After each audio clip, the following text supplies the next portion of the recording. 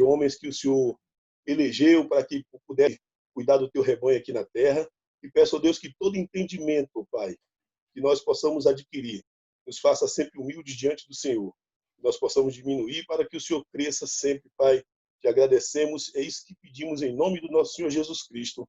Amém. Amém. Pastor Luiz Saião, então, mais uma vez, seja bem-vindo. Deus te abençoe. É uma alegria tê-lo aqui entre nós. Graça e paz a todos, né? Muito bom dia. Prazer grande estarmos juntos, apesar de a distância. É uma satisfação, a gente agradece aí a honra do convite, né, pastor Neemias, e vamos então refletir um pouco sobre Tiago, né, no primeiro, começando aí, lembrando, né, de que Tiago é possivelmente, acho que é bastante difícil questionar isso, o primeiro escrito neotestamentário, né? A carta é carta muito antiga, nós não temos muita dúvida de que é referência aos primeiros discípulos de Jesus da igreja primitiva, que existe, por enquanto, só no contexto judaico. Pela maneira de descrever da carta, como a gente vai ver no capítulo 2, verso 2, né, quando se entrar na sua sinagoga, nós vemos que estamos ainda no início do crescimento da fé entre os gentios e seguramente antes do Concílio de Jerusalém no ano 49, né? Então, alguns imaginam Tiago como provavelmente escrito aí por volta do ano 45. E a carta chama bastante a atenção pelo seu perfil muito direto, né? Ela vai, claro, tratar, como nós vamos ver aí, o tema de provações, tentações. Ela vai tratar do momento de dificuldade que existe na própria convivência das pessoas que fazem parte da comunidade da fé, e vai lidar muito com a linguagem de conectar os ensinos de Jesus com a questão da lei, com tudo aquilo que envolve o pano de fundo judaico muito determinante no texto. E aí o texto vai, então, caminhar para tentar falar sobre essa linguagem interessante, as 12 tribos dispersas entre as nações, né? É improvável que seja uma dispersão muito ampla. É possível que estamos falando de crentes judeus que estão ali na região do Levante, né, que envolve a terra de Israel, a região do outro lado do Jordão, onde hoje é a Jordânia, as áreas do Líbano e Síria hoje, né, dos arameus, antigos fenícios, toda essa área que tudo é de domínio romano, né, mas eles estão lá.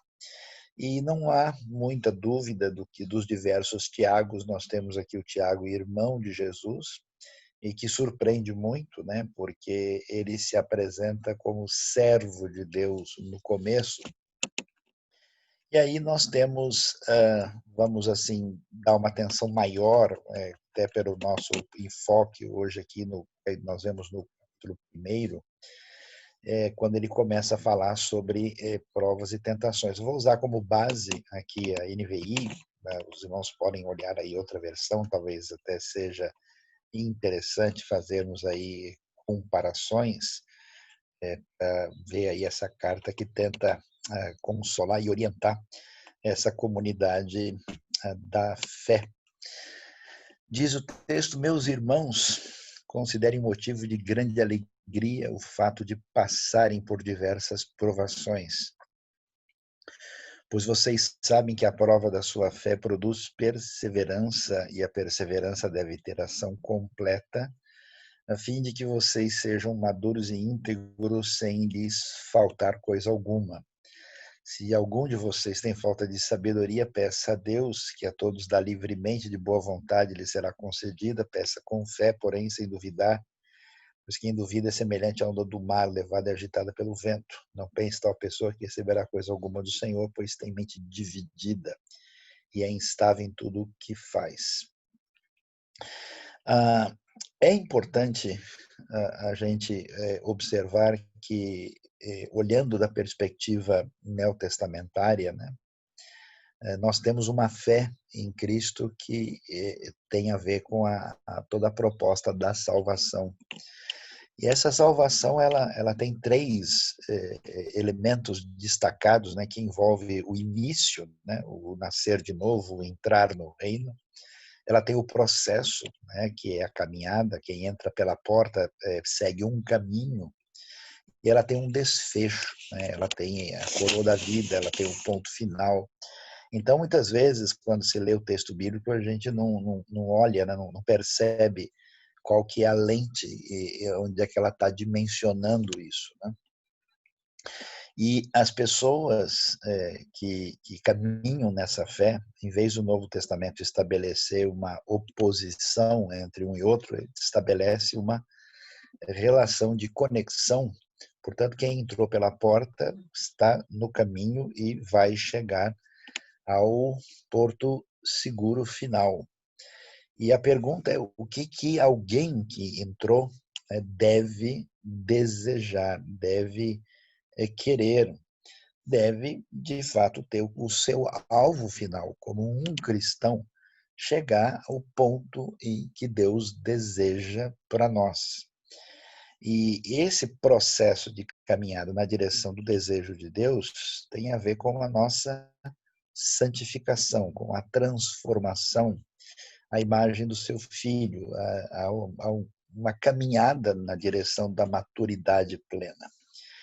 E aí vem a questão, né, que é bastante complicada, segundo a perspectiva de Tiago e do Novo Testamento. Um elemento fundamental e essencial para caminhar nessa direção está relacionado com as chamadas provações. É um negócio um pouquinho complicado assim, porque perasmos no grego, né, pode ser traduzido por provação e por tentação. A provação é uma situação de dificuldade que se apresenta diante de nós e que representa um desafio que pode abalar a fé. Talvez a diferença fundamental, que acho que é importante, porque inclusive as versões mais antigas, quando traduzem aqui, traduzem o texto da seguinte maneira: tem de grande gozo quando cairdes em várias tentações, que é uma tradução errada, né, do texto. Acho que a diferença fundamental é que tanto a provação como a tentação são elementos difíceis a serem enfrentados, que representam um desafio da fé. Só que a provação ela tem um objetivo favorável, ela tem uma finalidade positiva e procede de Deus. A tentação não. A tentação ela é um desafio que é colocado diante da nossa fé, mas com a origem do mal e com a intenção de derrubar, a intenção de fazer cair, né? Mesmo Jesus, por exemplo, depois do batismo, ele é conduzido pelo Espírito ao deserto para ser tentado pelo diabo. Não quer dizer que Deus perde o controle da situação quando acontece a tentação. Sempre existe essa relação da supervisão divina interagindo com a liberdade humana e da realidade à nossa volta. E então as provações aparecem no caminho. E aqui essas provações envolvem perseguição, envolve dificuldade de ordem material e uma situação de desconforto dentro da própria comunidade da fé. E por que provação? Por que Deus permite isso? Possivelmente por causa da nossa situação de fragilidade, pela nossa pecaminosidade. A tendência nossa é sempre construir um caminho de autonomia, de autossuficiência e um caminho paralelo na construção da nossa caminhada, sem entender que há uma necessidade de dependência de Deus. Eu acho interessante que Tiago, né, na verdade em grego é Jacobus, que é o mesmo nome de Jacó, né? E se tem alguém que na sua trajetória vai aprender isso é o próprio Jacó, né? Quando ele, numa família de certa situação de estabilidade, de repente, no conflito com o seu irmão, ele é obrigado a fugir de casa, fica à mercê das circunstâncias, e a sua primeira grande experiência de aprendizado de dependência de Deus ali no seu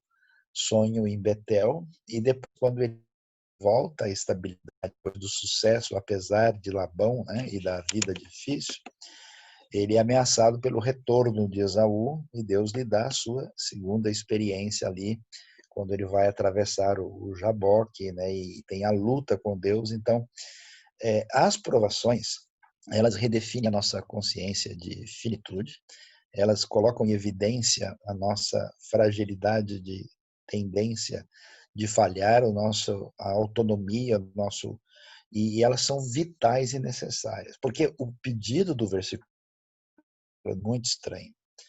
Aliás, nós não fazemos isso, né? Quando a gente fala na nossa religião, a gente tem um caminho diferente, né? A gente sugere que para aprovação deve haver consolo, deve haver conforto, deve haver compreensão, quietude para qualquer pessoa que tem mínimo de bom senso, porque ele considera o que é motivo de grande alegria. É um negócio completamente estranho, né? E por que é possível ter grande alegria? É que, vamos dizer assim, o programa está funcionando, né? Eu liguei o computador e começou a rodar. E no texto, a prova de que começou a rodar é porque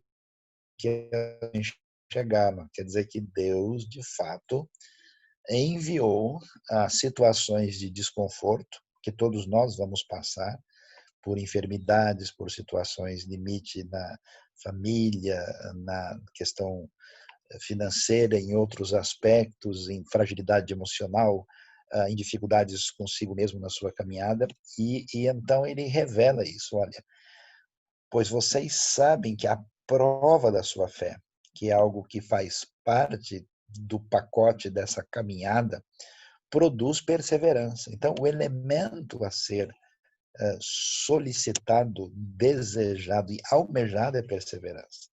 E a perseverança é difícil, porque passou a adrenalina do primeiro momento, né? A pessoa entra no stand-by. E a perseverança sugere uma atitude ativa.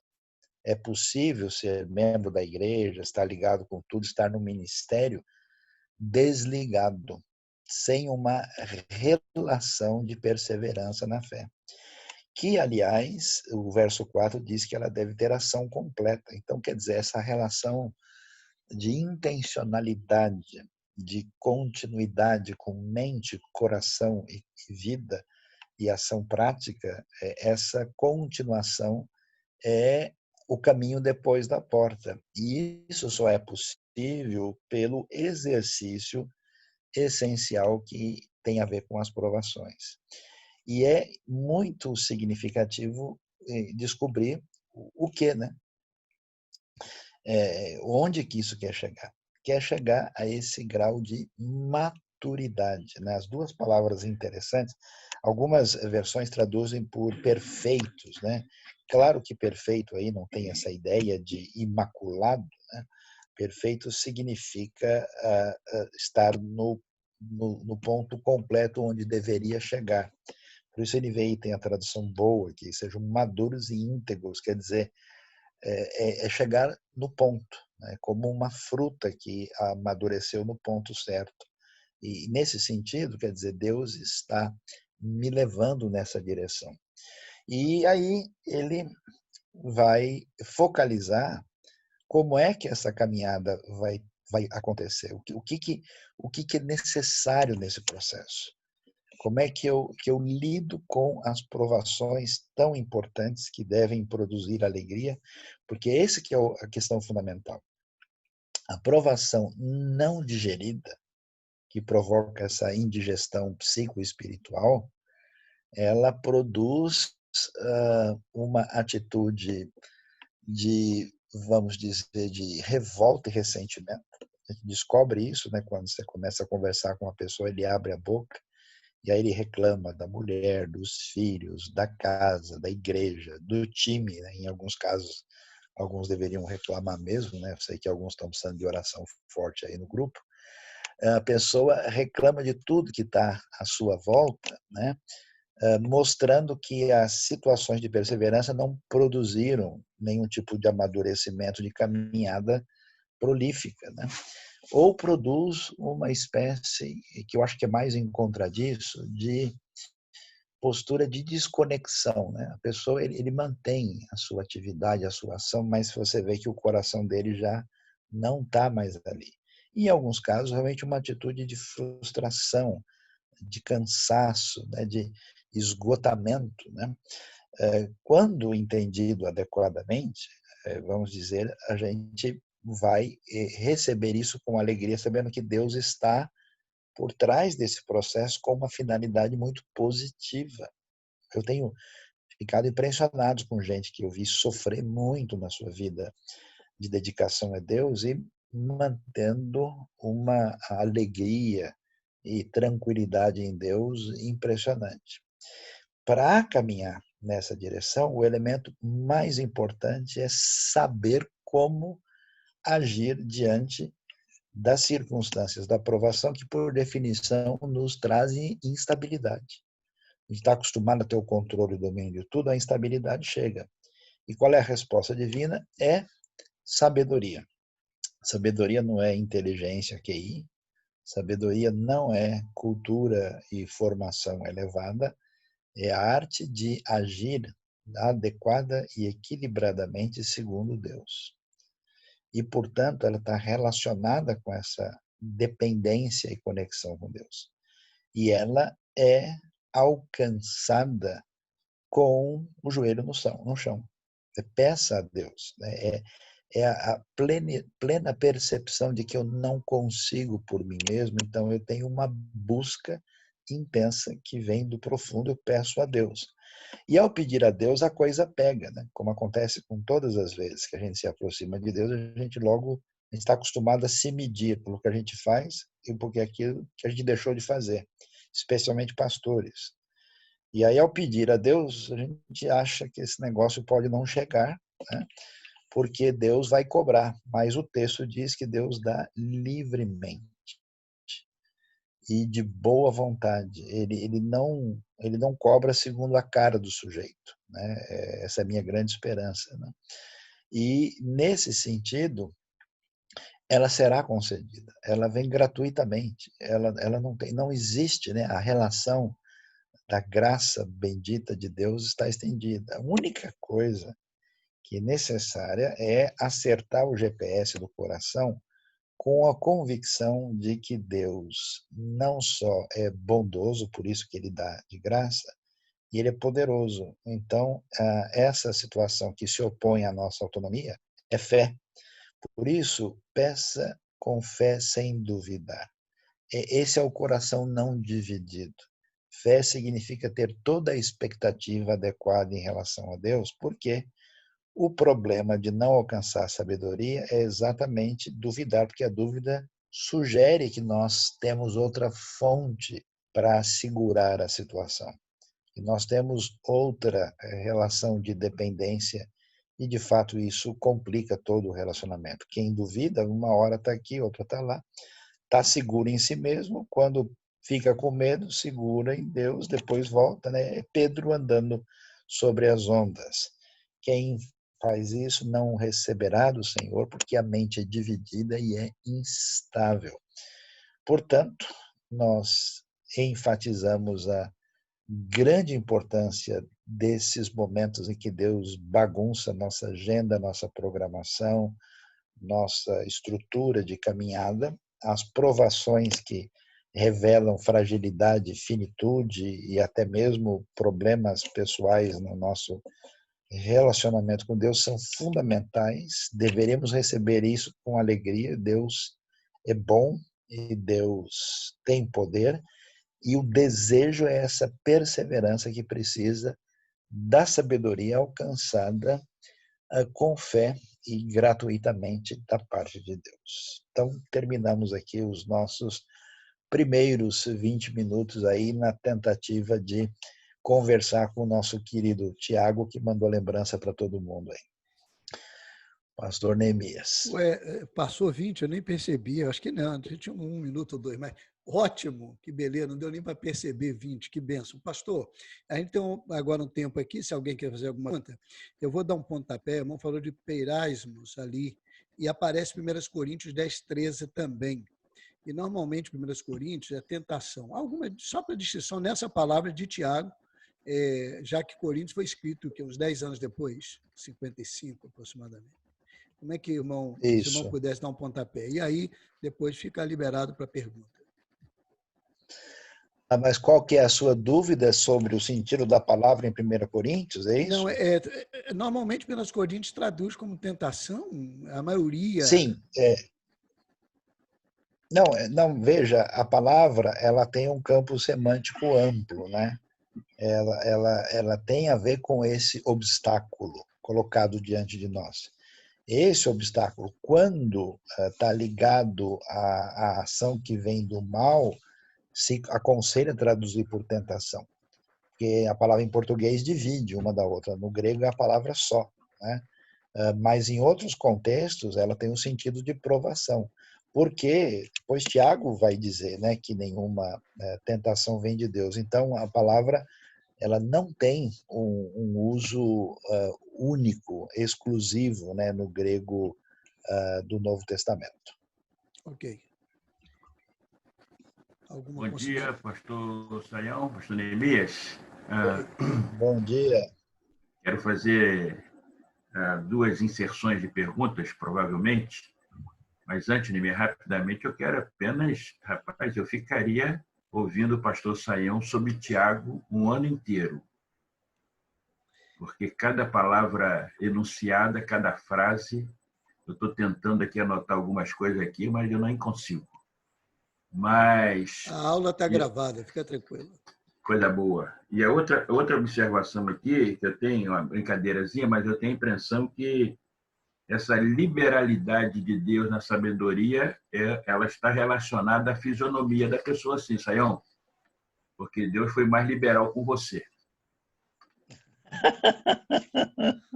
Há controvérsias, tem várias interpretações. Tem uma questão hermenêutica profunda aí, né? Conceito de belo muda. Mas a questão é a seguinte, no seu enunciado aí, Deus envia situações de desconforto. Aí a minha questão é questão simples, me parece, mas Deus envia diretamente situações de conforto ou nós colhemos essas situações naturalmente pelas circunstâncias da vida ou Deus diretamente manda essas situações de conforto, que no caso aí eu estou entendendo que são as provações. Então, o nosso jeito de pensar, que a gente aprendeu com a proposta ocidental de leitura da realidade, que é o jeito grego e racionalista que o Ocidente herdou, ele tende à fragmentação, né? É o mundo da análise pós-cartesiana. Na Bíblia, o jeito hebraico de lidar com as coisas é muito diferente.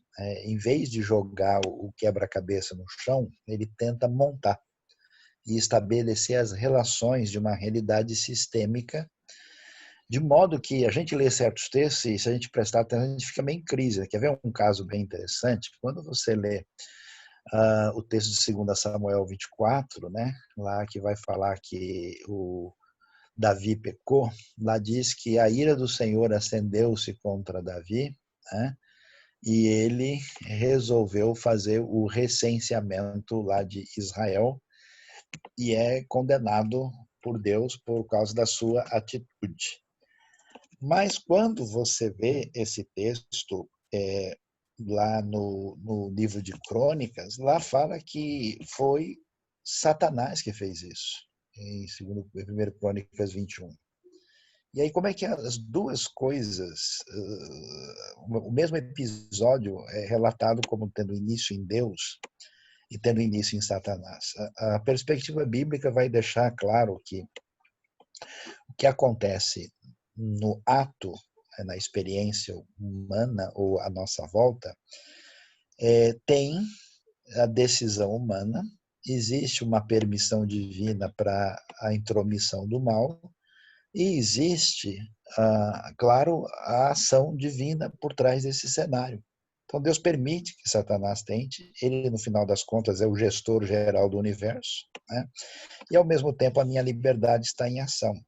O problema, quando a chuva cai, o que acontece? É Deus que manda, é um fenômeno meramente físico, é um fenômeno somente natural, é as duas coisas. Esse é o detalhe. O ser humano é um ser psicológico, é um ser biológico, é um ser espiritual, é um ser sociológico. Então, às vezes, as nossas análises assim parciais, filhas da fragmentação, elas não tentam montar o quebra-cabeça. Ela pega uma peça e fica olhando só para ela e se divertindo, né?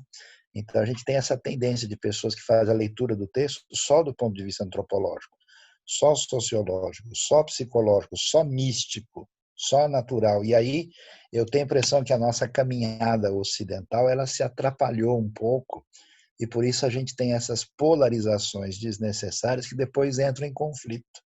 E no fundo o texto ele quer montar o mosaico, né? Ele quer fazer a vitamina mista e para mostrar para todo mundo beber. Então os dois porque o enfoque do texto não é só trazer uma verdade racional abstrata cartesiana. É trabalhar a nossa interioridade do ponto de vista psicológico, do ponto de vista espiritual, do ponto de vista relacional e também do ponto de vista do entendimento da mente. Então, essa antropologia, digamos assim, hebraica, ela trabalha na construção do todo, estabelecendo as relações de conexão e pertinência e não de oposição. E isso é interessante, porque o texto ele acaba com a gente, né? Que ao mesmo tempo que você o entende e, de certa forma, o domina, você é dominado por ele, né? Então, a arte de ler a Bíblia deve envolver a arte de ser dominado pelo texto, porque o Deus que se revela também é o Deus que se esconde. E aí essa dimensão ela é muito peculiar e valiosa, né? E muito impressionante. Muito bem. Nós não temos nenhuma observação aqui agora mais. Eu vou passar ao pastor Sayão. Mas, pastor Sayão, sobre esse exemplo, por exemplo, da chuva, foi Deus que mandou. Agora, quando ela vem em grande quantidade, acaba causando transtorno para as pessoas, enchentes e tudo. Seria mais ou menos nessa linha? Sim, a gente nunca pode tirar do cenário, né, o que a gente pode chamar de realidade humana, quer dizer, os seres humanos estão presentes como atores e receptores dessa realidade, e também a gente não tira Deus do cenário. Na Bíblia, as experiências que os seres humanos têm, de qualquer tipo, elas são submetidas ao sagrado. Então, por exemplo, você tem o Salmo, como o Salmo 88, que é o Salmo do desespero. Ele não chega à conclusão, ele termina dizendo, né, as trevas são a minha única companhia, né? Então é quase que um salmo assim pré-existencialista. Mas o que a gente faz? Você coloca a sua dor sob Deus, enquanto você não vê o cenário adiante, então você tem o elogio do lamento, né? Isso não quer dizer que Deus não está, ele não veio, não sabe, mas essa é a percepção do momento. Então a chuva envolve o elemento sociológico, o elemento humano, e Deus está por trás desse cenário. Aí o pessoal da teologia que discutam se eles querem dizer que Deus permitiu ou deixou, eu acho que não vai fazer nenhuma diferença, no final das contas ele é o gestor geral e de alguma maneira ele vai ser interlocutor desse processo, né? Mas assim, o que a gente quer é uma resposta racional para responder cartesianamente x é igual a 2.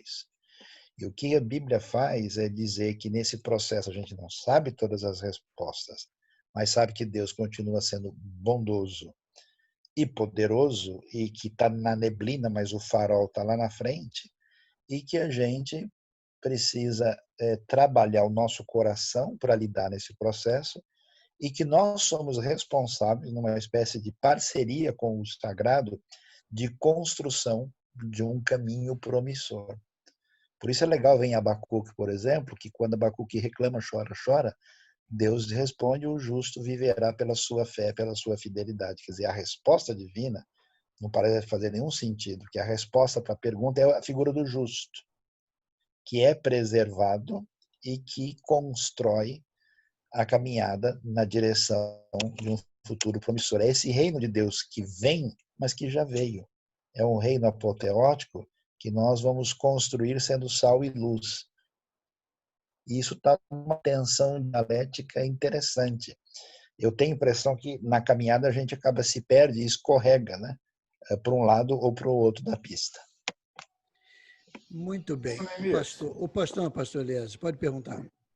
Não, pastor Luiz Saião, eu estava aqui pensando nessa atitude de ter alegria quando sofrermos provações ou tentações. Aí o senhor introduziu o Abacuque. Será que seria dessa linha de que, uma vez que nós vemos a dificuldade, também deveríamos ver e olhar para o Deus da solução, como ele é justo e justificou? Deveríamos ter uma outra visão daquilo que nós chamamos de provação e tentação, ou seja, como Deus me justificou e ele é justo, isso que está acontecendo, ele vai interagir, ou vai resolver, ou vai me socorrer. É essa alegria que eu devo ter na esperança do socorro divino? Tem a ver com isso, porque quando a gente sabe com quem a gente está lidando, é aquela famosa história da menina que entrou no avião, né? E começou a balançar muito, todo mundo ficou assustado e ela continuou desenhando. Aí o pessoal falou: você não está com medo? Ela falou: não, porque eu sei, meu pai é o piloto, né?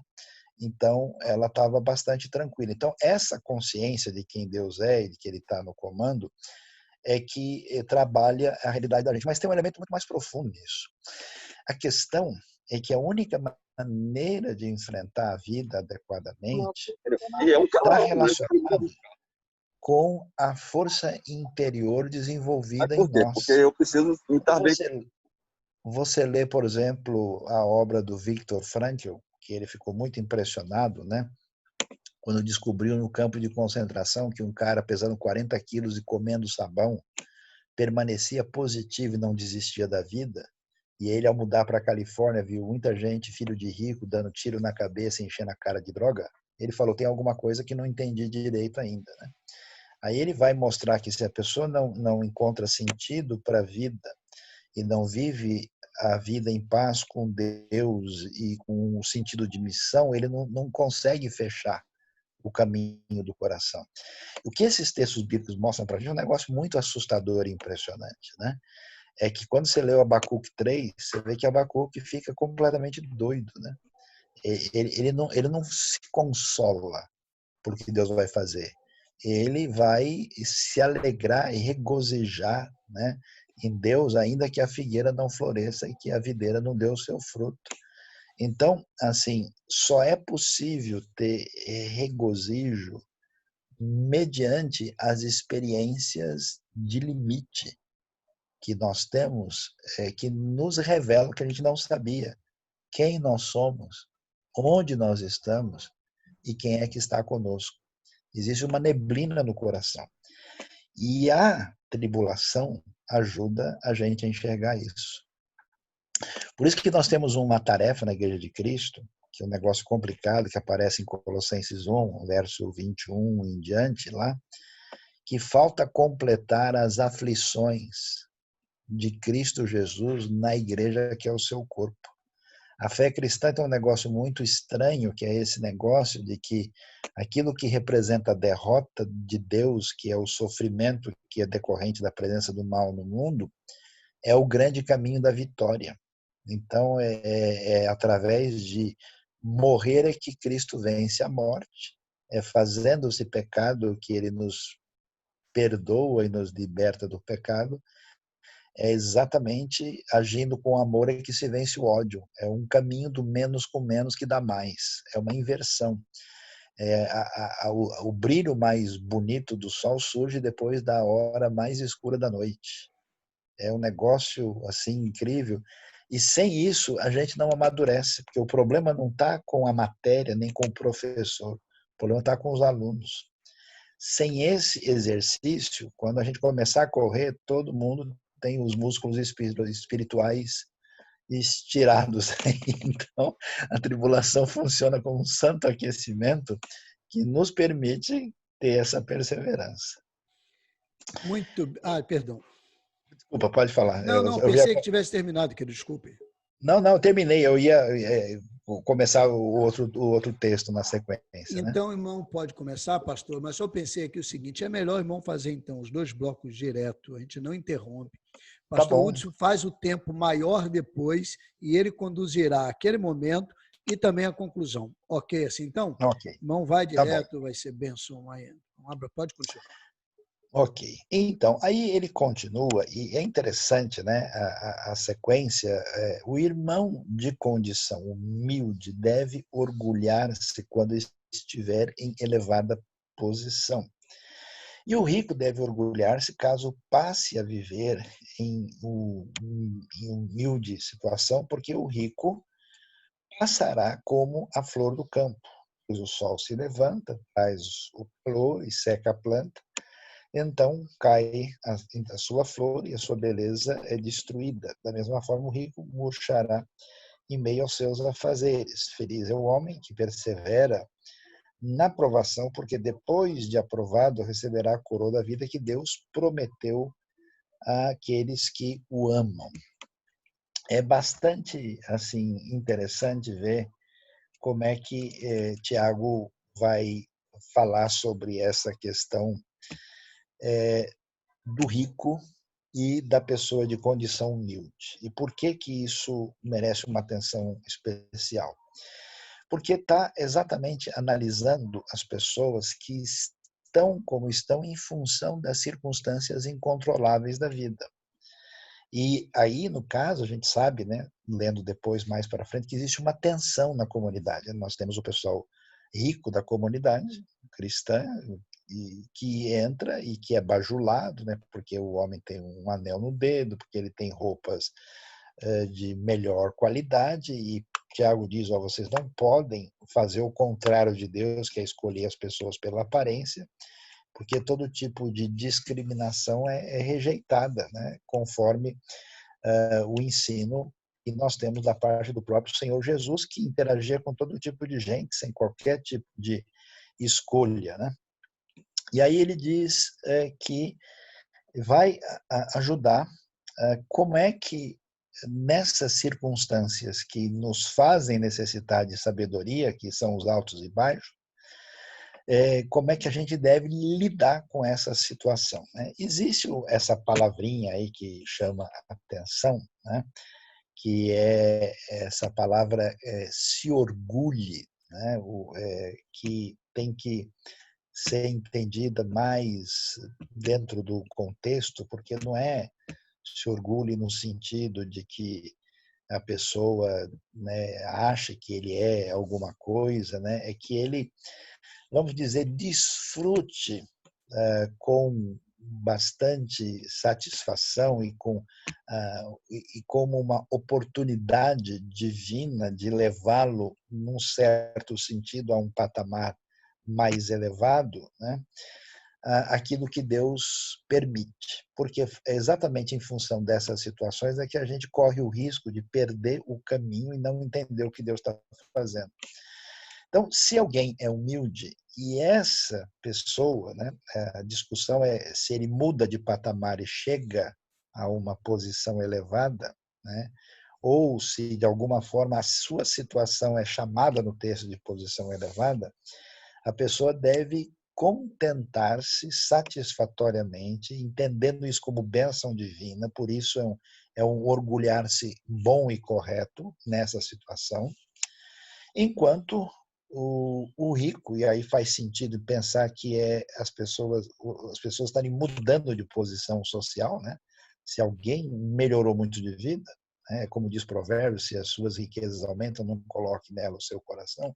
Por quê? Porque exatamente as transições que tiram o nosso ponto de apoio, aquilo que parece ser a nossa referência de sustentação, elas é que são o caminho da gente perder a conexão com Deus. Por isso é interessante, a gente observa isso, né? Como a gente é fabricante de ídolo, né? Qualquer coisa que a gente constrói, seja na área acadêmica, na área profissional, ou até mesmo na área ministerial, a gente se apega àquilo como uma referência de sustentação.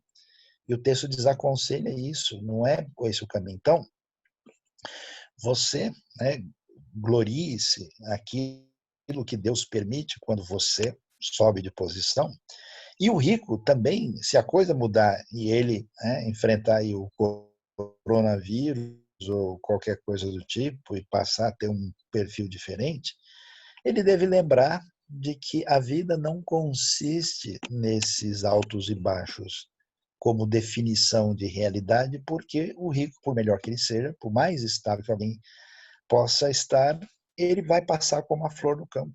Como é que funciona? O sol vai, nasce, traz calor, seca a planta e depois a sua beleza é destruída, né, da flor. E o rico também não pode entrar em nenhuma atitude de menosprezo, de sustentação de si mesmo a partir dos seus bens, porque ele murchará nos seus afazeres. Por isso, é importante ver que felicidade ou bem-aventurança, o Macarios, que traduz o Ashrei do Antigo Testamento, é aquele que persevera na provação, que não cansa na corrida, que mantém o ritmo na maratona, porque ele vai passar por esse teste que merece a aprovação. E depois de aprovado, ele chega no ponto final. Por isso que é importante ver como a ideia de salvação envolve início, processo e desfecho, né? E às vezes textos diferentes estão focalizando um elemento e não o outro. Ele receberá a coroa da vida, uma frase que não é muito comum, né? No Novo Testamento aparece em Apocalipse, está ligado exatamente a essa ideia da coroa que existia no contexto do mundo romano, né? E que é o desfecho vencedor e que Deus, essa frase é muito importante, prometeu aos que o amam, né? Mostrando que nesse cenário de instabilidade, inclusive instabilidade dessa gangorra social que pode se manifestar, no mundo antigo ainda era mais sério esse negócio, né? Porque de uma hora para outra o cara cai na miséria, né? Se ele está ligado ao governo romano, a coisa muda. Se de uma hora para outra as coisas tem uma seca que interfere na colheita, a coisa de repente muda tudo. E quem está por trás desse processo, porque mais uma vez é a situação da alegria, é Deus. Deus está por trás. E qual é o tipo de relação com Deus? É a relação baseada no amor. Aqueles que amam a Deus. Isso é interessante, né? As pessoas que passam por provação, por essa instabilidade, são pessoas que não estão em dívida, são pessoas que amam a Deus e estão nessa relação da aliança que nós temos com Deus em Cristo Jesus. E o texto diz que bem-aventurado, né, feliz, a mesma frase, palavra lá do bem-aventurado do Salmo 1. E aí ele vai passar para o outro cenário que vem do verso 13 em diante. Né? E ainda que, mesmo aqui, nós vamos também usar, né, vamos dizer, o texto grego tem essa intenção de trabalhar o mesmo termo, né? Não é que mudou, e também não funciona assim, que uma palavra tem uma tradução em português. As palavras do original têm o seu uso semântico específico, né? E então a coisa tem um enfoque muito claro. Então, quando o texto vai nos falar aí sobre Agora, a tentação, essa tentação, né, que aparece aí no verso 13, né, ela é uma tentação, né, o texto vai dizer, perazômenos, né, deis perazômenos legetur hoti apo theu perazomai. Quer dizer, que é o mesmo termo utilizado e que agora tem um sentido diferente, né? Porque o obstáculo colocado à nossa frente de maneira a ter a intenção positiva de nos levar à perseverança na direção do ponto final vem diretamente de Deus. Mas a tentação não. Então, o texto diz, quando alguém for tentado, jamais deverá dizer, estou sendo tentado por Deus. Por quê? Porque, de fato, esse é o raciocínio frágil humano, né? Quando a gente pega um elemento só e a gente tenta fazer uma equação simples, sem perceber que o elemento condutor daquele pensamento está ligado ao nosso pecado, à nossa maldade. Então, qual é o caminho perigoso do fatalismo? Que abre mão da responsabilidade da liberdade humana. Já que Deus é o responsável por tudo, já que Deus é o Deus do perazômenos, né? Ele é o Deus por trás disso, então já sei. Quando eu, né, tenho um obstáculo que me leva a pecar, no fim das contas, ele é o responsável por isso. É muito comum você encontrar gente na vida, né, que acabou fazendo bobagem, se perdeu, se desviou, se entregou uma vida pecaminosa, rompeu com a fé.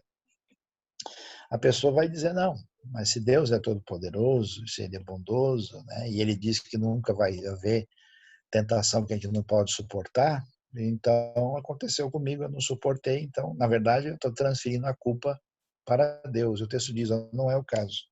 Você não pode deixar de lado a realidade da sua responsabilidade nesse processo. Então, existe uma tentativa manipuladora do indivíduo para acreditar as suas fragilidades e fracassos a Deus. Então, ninguém deve dizer estou sendo tentado por Deus, porque Deus não pode ser tentado pelo mal e a ninguém tenta. Não é o caso. O que é necessário reconhecer e perceber, e isso envolve a nossa necessidade de enxergar as coisas corretamente, está ligado com sabedoria, né? Porque a sabedoria permite a gente ver coisas que o nosso orgulho não deixa ver. Como é que a coisa acontece? Cada um, porém, é tentado pelo próprio mau desejo, que é arrastado por ele e seduzido. A linguagem aqui, ela evoca a linguagem da pesca, né? Como é que um peixe é pego, os termos gregos utilizados, né? Quer dizer, você joga lá a linha, o anzol, né, com a isca, e por isso arrastado, né, e seduzido aparecem aqui. Então, quer dizer, eu é que me permito, pela minha inclinação negativa, né? O mundo hebraico, desde Gênesis 6, conhece o que é chamado de Yetzer Hará, inclinação para o mal, né? Eu vou descobrir que eu sou o meu grande problema, e esse desejo, tendo concebido, aí nós temos a metáfora do nascimento, dá à luz o pecado, e o pecado, após ter se consumado, gera a morte. Quer dizer, você tem o caminho da trajetória numa outra direção. Aqui você tem Deus, você tem a provação e você tem a coroa da vida. Do lado de cá você tem a tentação. Interessante que não tem a referência ao diabo, a Satanás. A minha inclinação para o mal, um caminho que é um caminho semelhante a ser pego, né, numa pesca, ou da gravidez cujo desfecho de nascimento envolve o pecado e o desfecho final a morte. Portanto, Tiago chama atenção e acho que isso é muito importante para nós. Por quê? Porque quando as coisas não funcionam bem, a gente sofre o caminho de José, né? Que o mal se apresenta diante de nós e nós podemos justificar os problemas que deram errado na nossa vida, para, através do ressentimento, se permitir se entregar a qualquer tipo de maldade, de pecado, né? E José não faz isso, né? Mesmo passando pelo que ele passou. Então a gente corre o risco de vitimização, de autocomiseração, para dizer, mas também, olha, o que aconteceu comigo, o pessoal vai ter que entender. E por isso, o grande perigo é a gente enganar-se a si mesmo, porque existe um processo manipulativo, psicológico, onde a pessoa se engana. E aí ele diz, não funciona assim, não é desse jeito. Toda boa dádiva e todo dom perfeito vem do alto, descendo do Pai das luzes, que não muda como sombras inconstantes. Quer dizer, meus queridos, vocês não podem, ao cair em tentação, inventar a desculpa através do engano próprio, porque o caminho de Deus, vamos assim dizer, ele é perfeito, né? Tudo que envolve a, a dádiva que é boa, tudo que é perfeito vem da parte dele. Deus não se confunde com o mal. Ele é o Pai das luzes, uma linguagem muito forte aqui que todos vão compreender.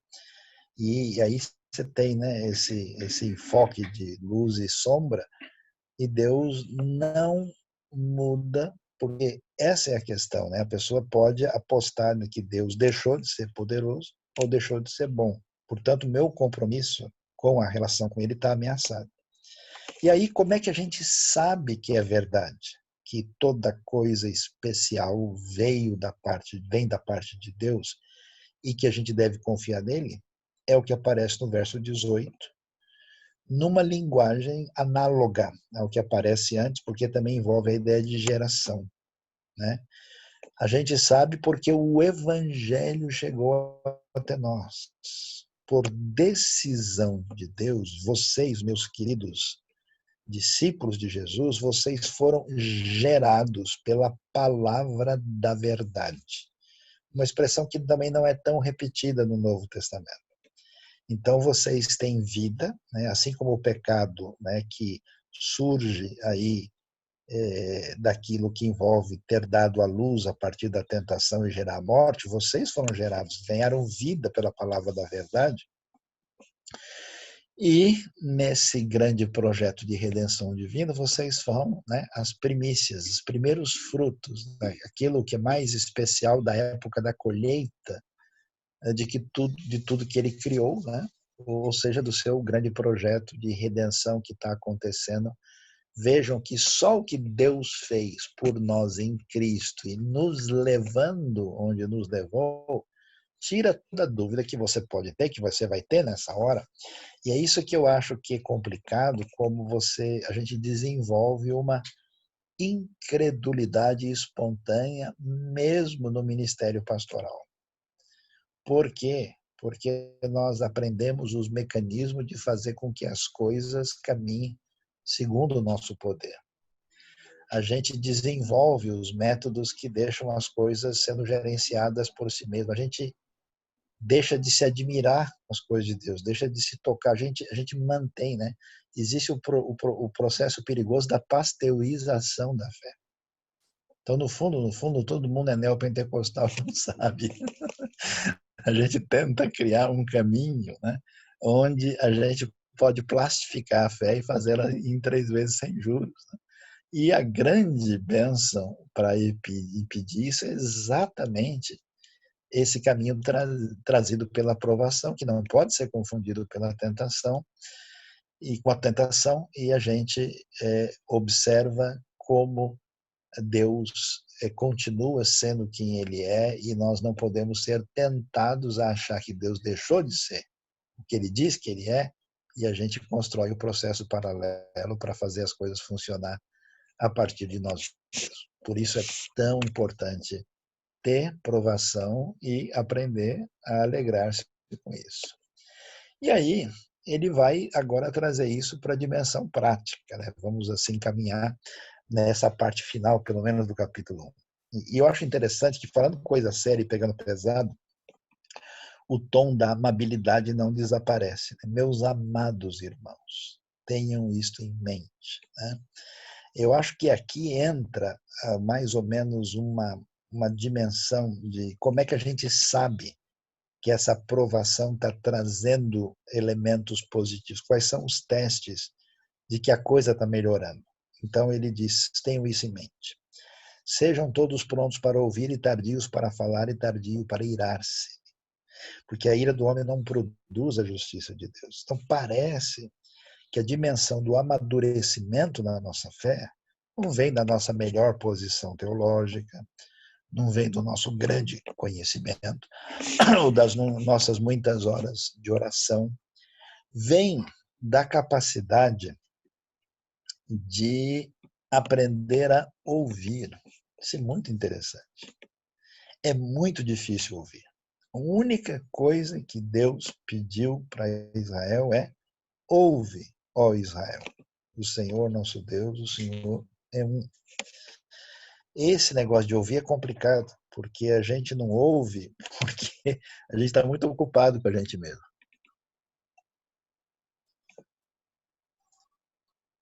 Eu que estou correndo o maior risco aqui, né? Que eu estou só falando e os irmãos estão ouvindo.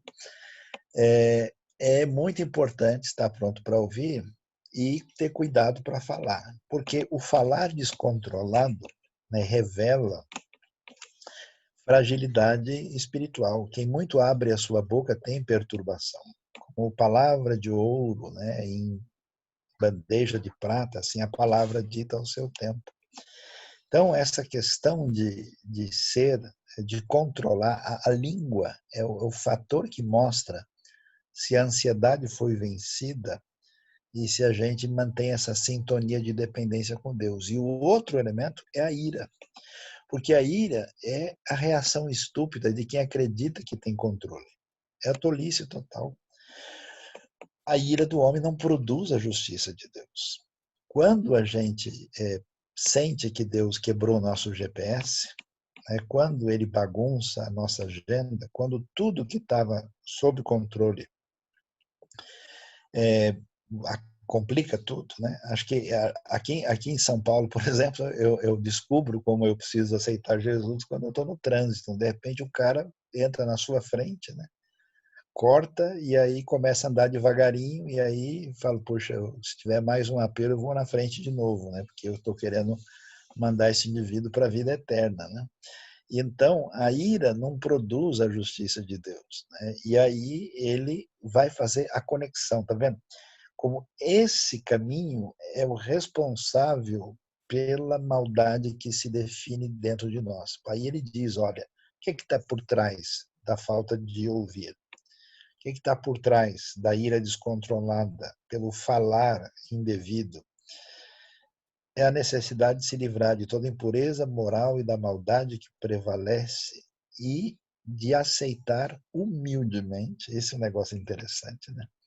A palavra implantada em vocês, a qual é poderosa para salvá-los. Quer dizer, o mecanismo é quando Deus nos lança em provação, ele está querendo que nessa caminhada de vitória a gente volte a ouvir a sua voz, que acalma a nossa ira, que nos livra do nosso caminho de pecado e maldade e que nos ajuda a aprender a conversar. Essa palavra pode nos salvar. Salvar como? Não uma soteriologia básica, porque nós fomos salvos, estamos sendo salvos e seremos salvos, dependendo para onde a câmera está filmando, né? Ela é poderosa para dar continuidade ao processo de salvação que envolve a santificação na direção desse amadurecimento desejável. Para isso, já que a palavra é tudo, o que a gente espera agora? Verso 22, sejam praticantes da palavra, não apenas ouvintes, enganando-se a si mesmo. De novo, o perigo é se enganar. O perigo não é passar por provação, é passar a vida sendo enganado pela a sua própria autoilusão, né? Sejam praticantes e não ouvintes. Aquele que ouve a palavra e não põe em prática é semelhante a um homem que olha a sua face no espelho e depois de olhar para si, sai e esquece a sua aparência. Os espelhos antigos não são bonitinhos como os nossos, não são de nitrato de prata, né? Parece um prato de bateria, né? É um espelho muito limitado. Então, de fato, o cara olhava no espelho, eu queria ter um daqueles, né, para minha tranquilidade maior, que ele era melhor para a gente usar aqui, né? E aí, o que acontece? Essa pessoa olha no espelho e não vê direito, né? E é aquela atitude que a gente tem, né, de ouvir a coisa rapidamente e descartar, né? E aí não tem resultado.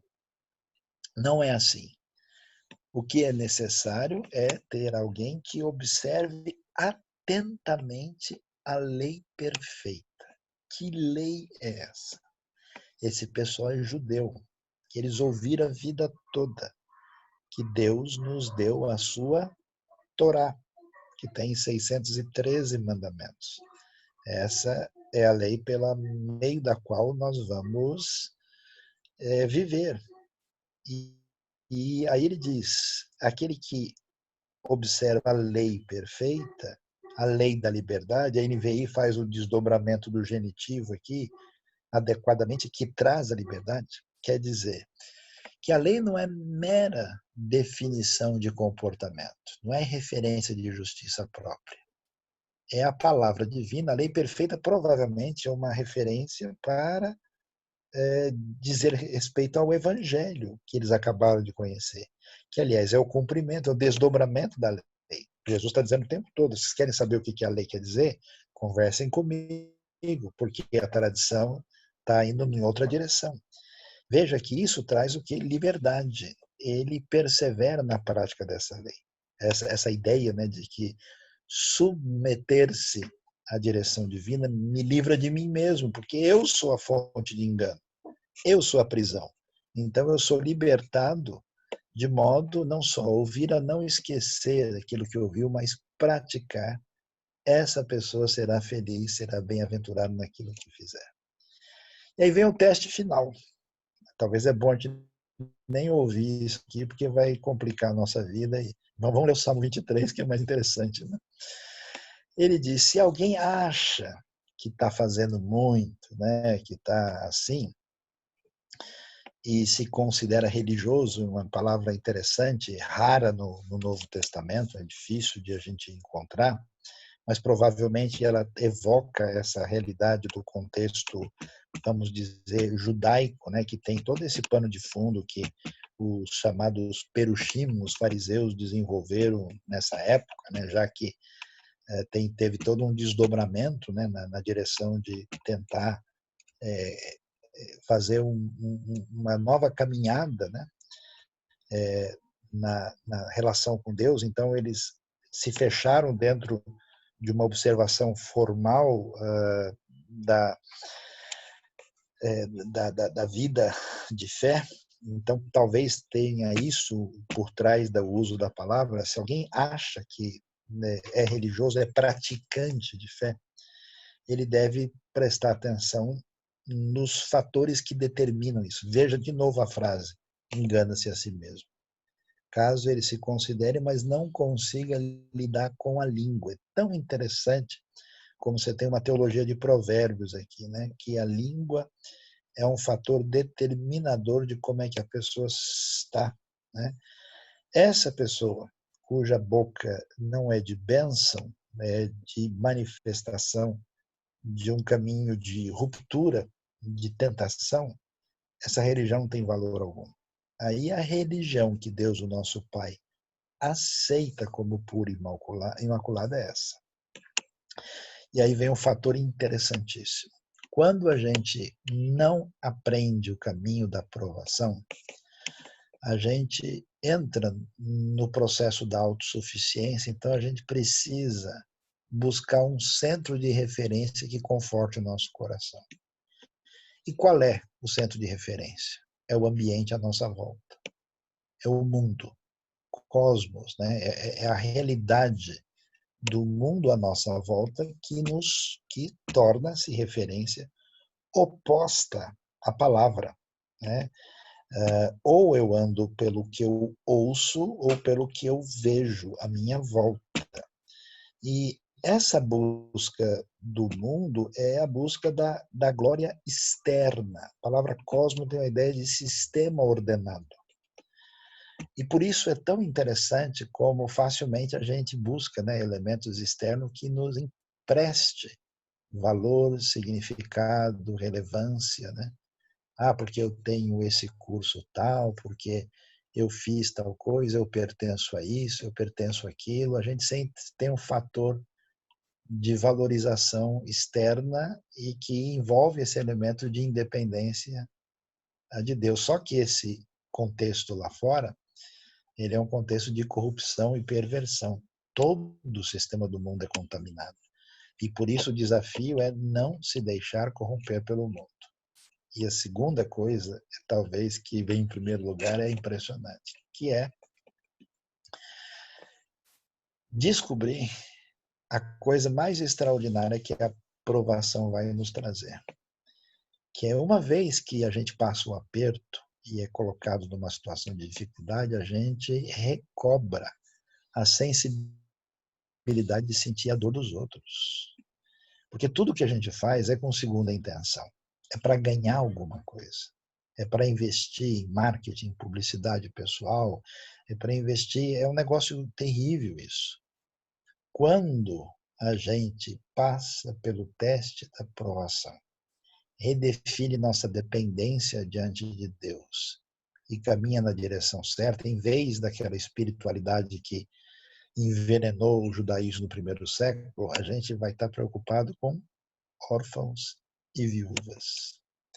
Por que órfãos e viúvas? Porque são pessoas que estão passando por tribulação e provação, geralmente maior do que a nossa, e muito maior dificuldade, enquanto a gente chora, e que não podem devolver nada para a gente. Que é assim que Deus fez, quando Ele nos trouxe a lei da liberdade, quando nos gerou pela palavra da verdade. Esse Deus que não cobra pela nossa cara, que nos dá sabedoria gratuitamente, fez assim. Então, se Deus fez isso comigo, isso teve efeito prático, eu vou prestar atenção em gente que não pode me dar nada de volta. E o detalhe do texto é interessante. Quando é que você deve fazer isso? É cuidar dos órfãos e das viúvas nas suas dificuldades, exatamente quando eles estão numa situação de limite. Por isso que é assustador ver quando uma fé cristã se torna muito cheia de híbris, né? de arrogância, de força, de manifestação de poder, e ela perde a sua sensibilidade diante das pessoas que estão numa situação de vulnerabilidade, porque isso não é uma teologia social, isso não é uma teologia que se opõe a algum tipo de ortodoxia, isso é o favor imerecido. A graça de Deus, que um dia atingiu a minha vida sem merecer nada, numa condição de dependência, que me leva ao mesmo tipo de postura diante das pessoas que estão em situação análogas. E assim como eu não tenho como pagar a Deus, essas pessoas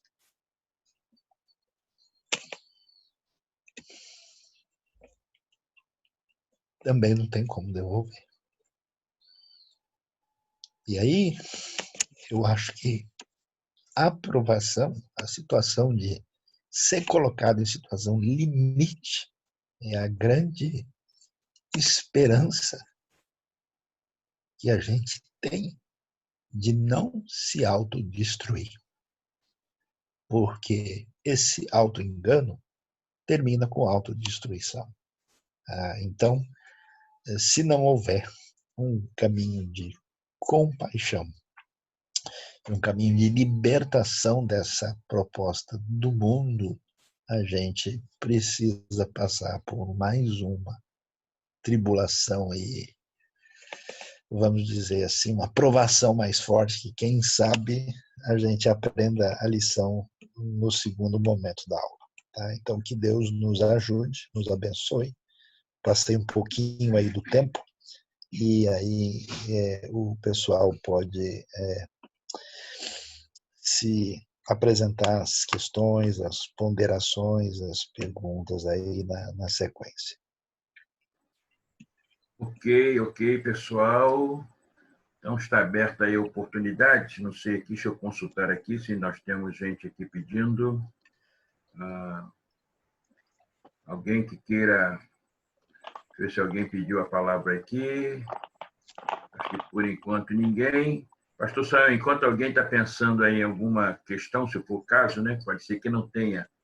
A questão que no caminho da coroa, o irmão colocou aí, Deus, provação e a coroa. E no caminho inverso, vem a tentação e, em seguida, a morte. Não tendo aí o sujeito, não é apresentado Satanás, foi o que eu entendi na sua fala. O fato de não estar aí o sujeito aí, o agente da tentação personificado como Satanás, isso nos faz entender as possibilidades da tentação, de se gerar a tentação, como o Tiago menciona, que algumas versões falam aquela palavra, né, a concupiscência, né, o desejo. O fato de não estar presente é exatamente porque a tentação ela pode ser gerada pela personificação, o diabo em si, Satanás, e também ela pode, e ela também é gerada pelo próprio desejo humano. Então, a gente está numa situação de tanta necessidade que a gente nem precisa de Satanás para fazer bobagem. Esse é o problema, né? Jesus enfrentou o diabo, né? Jesus enfrentou as provações de fome, de sede, ele não enfrentou uma natureza pecaminosa, né?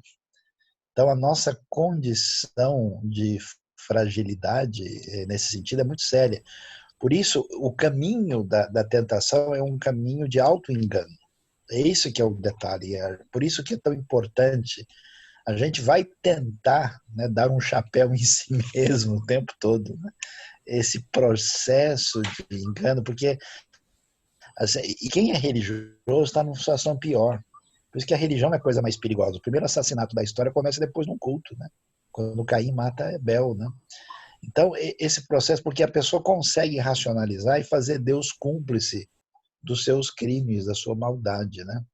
A gente caminha nessa direção assim espontaneamente, se a graça não nos interromper.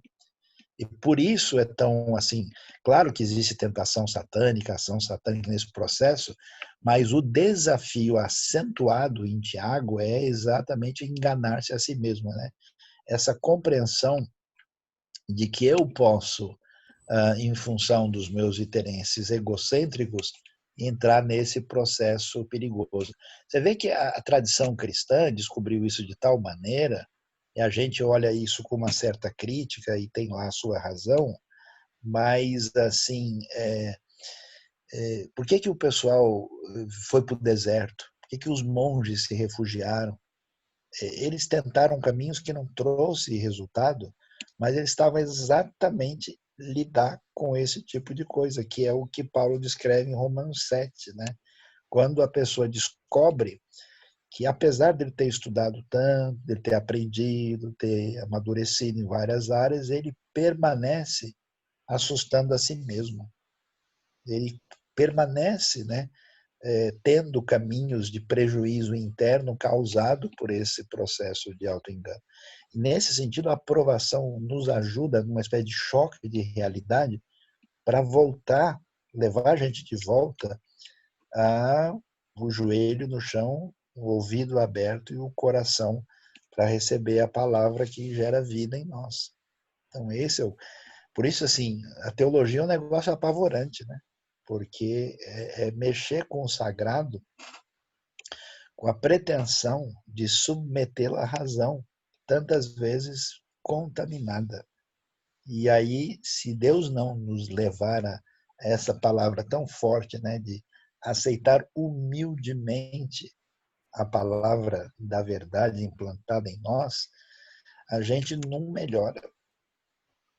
A gente não caminha na direção de se tornar uma pessoa que desenvolveu na sua trajetória, na sua relação com Deus. Né? Ok, eu estou vendo aqui o microfone de Arthur, que está aberto. Arthur, está querendo falar, Arthur? Isso. Então vai. Pastor Luiz, queria agradecer essa oportunidade espetacular, sem palavras.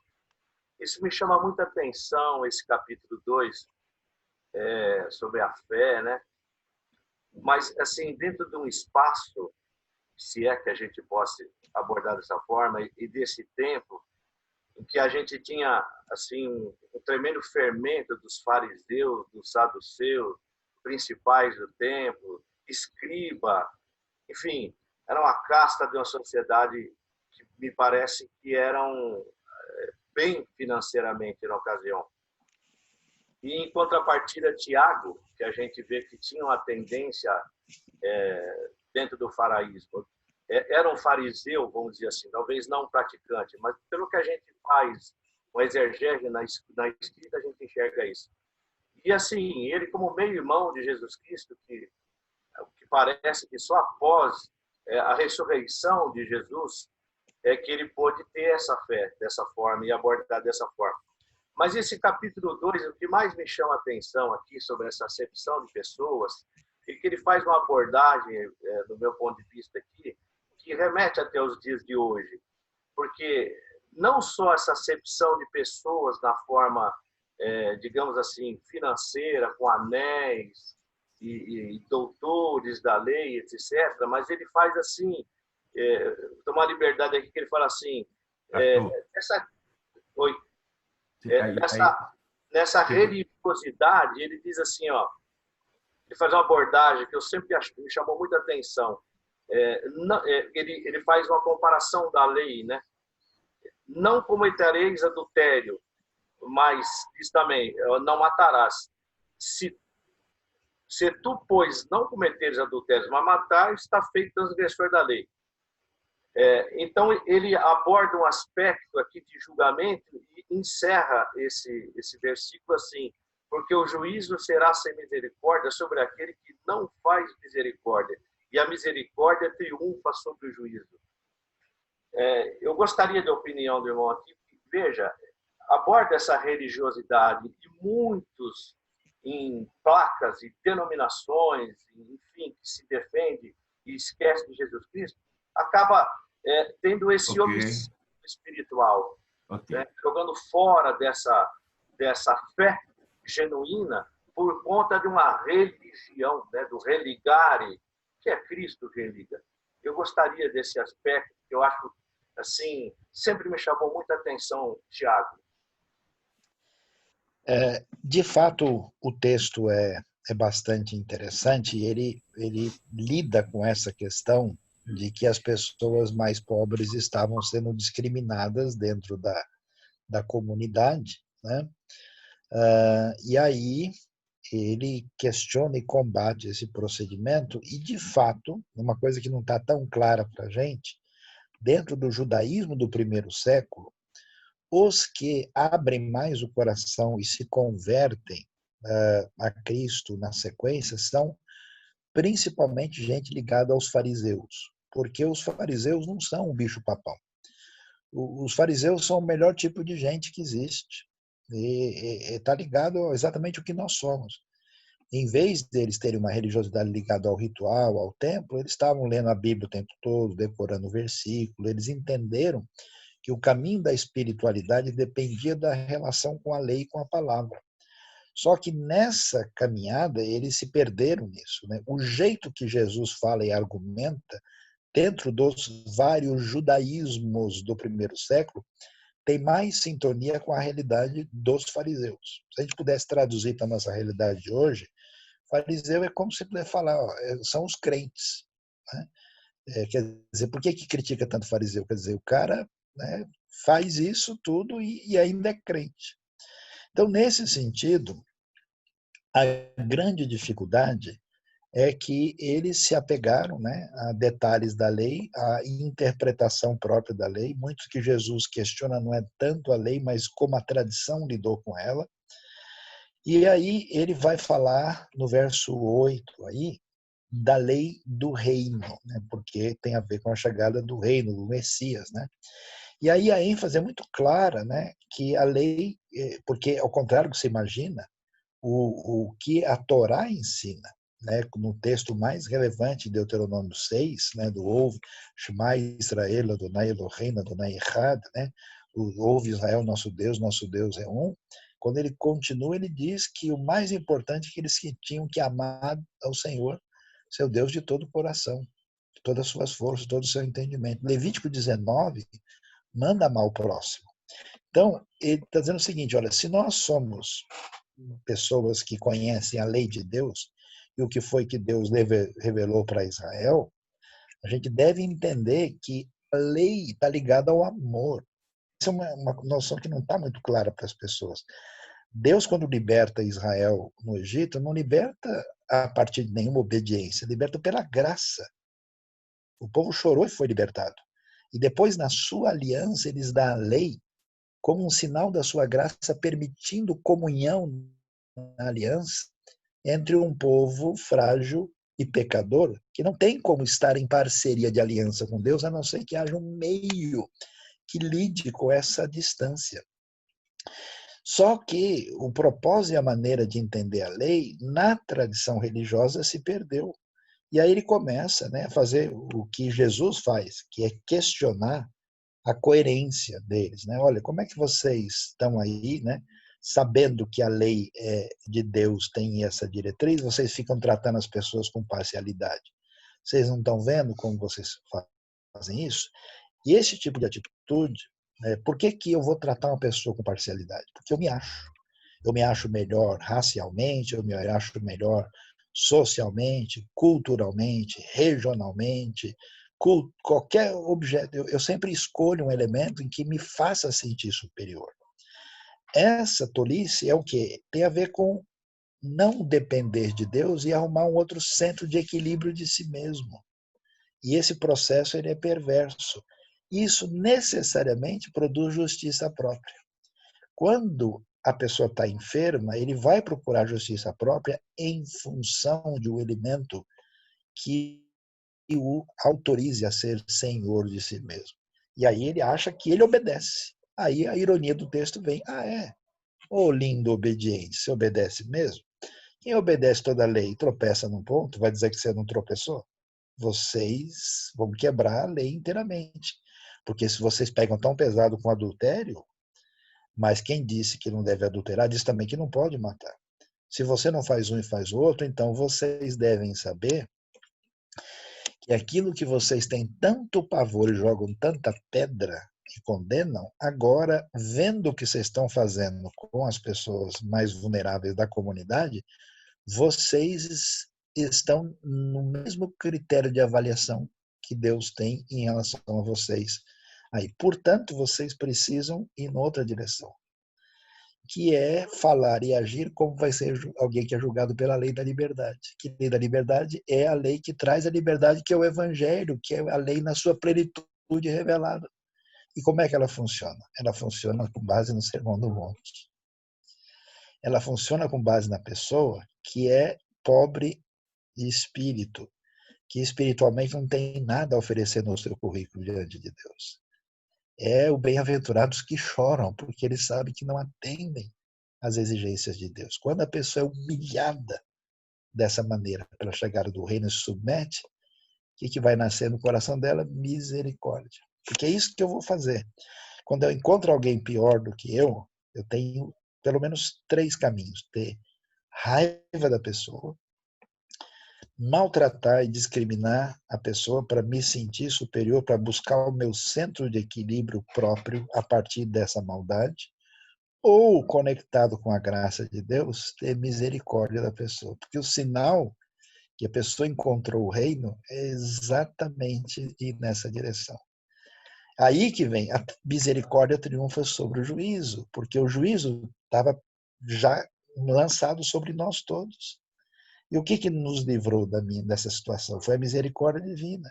Essa misericórdia poderosa me atinge, ela vai através da minha vida, atingindo os outros e trazendo todos para fora do juízo, para colocá-los sob a misericórdia. Por isso a gente tem um negócio que às vezes me assusta, que é a ortodoxia perversa. Quando, por exemplo, as pessoas falam de inferno, de condenação, defendem isso,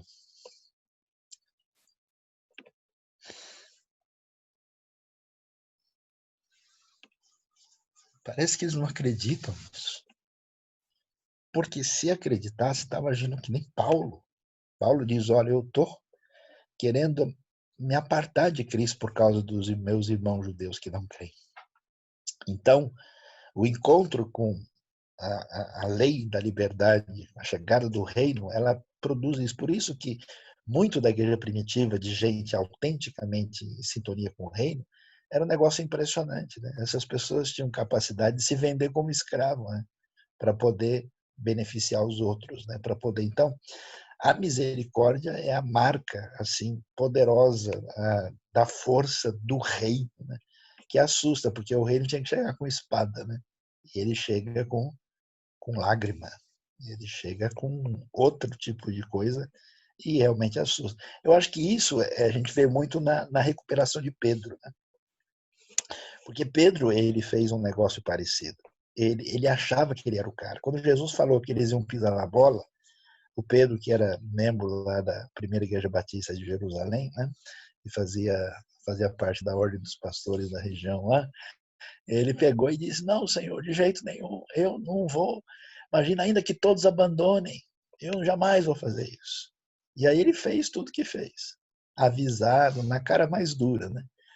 Quando Jesus encontra com ele lá em João 21, na beira do mar da Galileia, né, e ele sabe que é o Senhor, ele se joga, a água vai encontrar, é muito espetacular o texto, que Jesus não fala nada. Jesus não joga em rosto. Jesus não é evangélico. Ele não chega, você sabia que você estava errado, eu te avisei, né? Você tem que orar mais, Pedro. Se você realmente se entregar, não fala nada dessas coisas que a gente aprendeu. Jesus fica de boa. Aí o Pedro vem. E aí, quando Jesus fala com ele, ele pergunta só uma coisa. Pedro, você realmente me ama mais do que esse? Quer dizer, você ainda acha que as coisas vão funcionar por aquilo que representa a sua condição superior aos outros? E aí Jesus vai dizendo, olha, você viu o que você fez? Você viu como é que eu recebi você de volta? Eu não joguei nada na cara, eu recebi você de volta, eu estou restaurando você. E como é que é a relação? É a base do amor incondicional, da graça misericordiosa. Aí ele diz para Pedro, agora você vai lá e faça a mesma coisa. Então é muito impressionante a maneira como é que a coisa parece assim.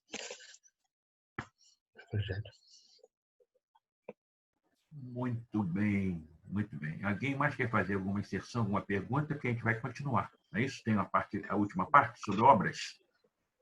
Ou já, pastor Sayão, ainda tem a terceira parte, pastor Sayão?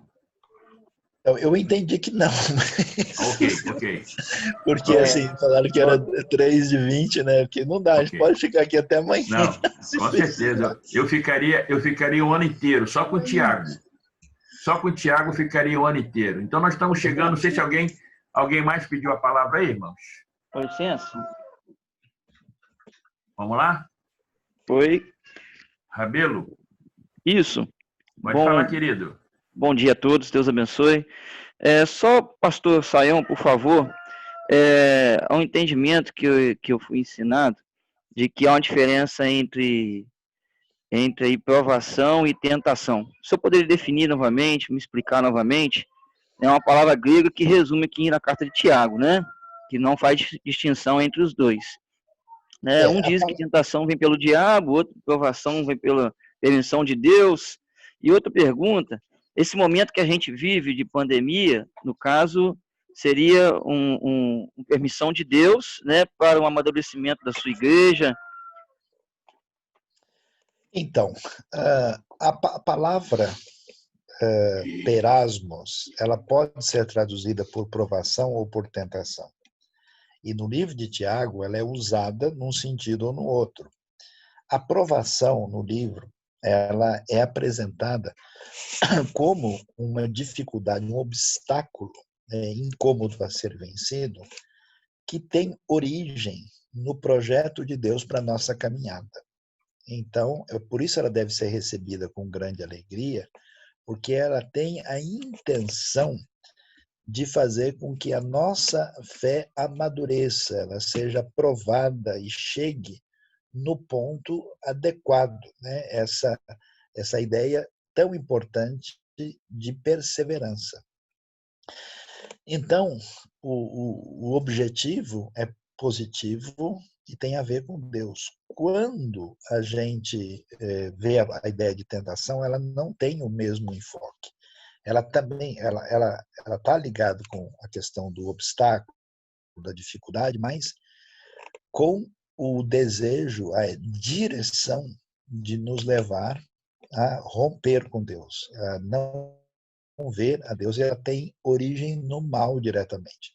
Aqui em Tiago, em outros textos aparece com a tentação vindo do diabo. Aqui em Tiago aparece vindo da inclinação humana contra a vontade de Deus.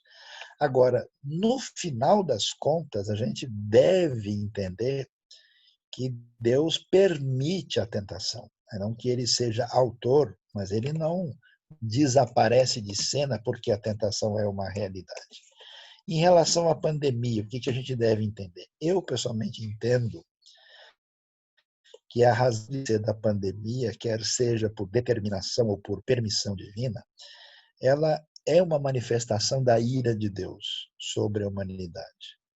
Porque os descaminhos humanos têm sido tão intensos que Deus, de quando em quando, revela, manifesta, deixa expressar ao seu repúdio ao procedimento autônomo humano através de diversos elementos de ordem que a gente chamaria natural, política, geopolítica, seja o que for.